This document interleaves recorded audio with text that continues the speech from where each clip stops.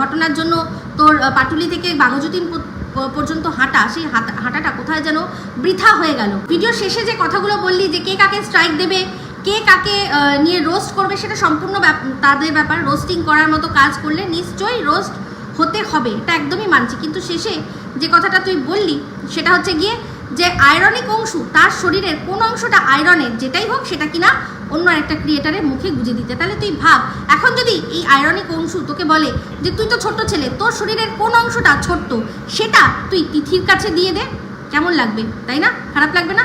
তো তোর যে সবচেয়ে ছোট অংশ সেটা হচ্ছে মন, যেটা তুই পরিচয় দিয়ে দিয়েছিস। বাদ বাকি যেটা আছে সেটা তুই তুষারকে দিস, সেটা তো তুই নিজের মুখেই বলেছিস। হ্যাঁ, পোদ মারতে দেয় আমায়। अरे दोगे तो सब लोग लेंगे, बंद करो ये सब नाटक। এখানে আর আমাদের কিছু আপত্তি করার বিষয় নেই, তোর ব্যাপার, তোদের দুজনের পারস্পরিক বোঝাপড়া, তার মধ্যে আমরা কেউ আসবো না। কিন্তু যেরকম ভাবে বলবি সেরকম শোনার মতো কিন্তু ক্ষমতাও রাখবি।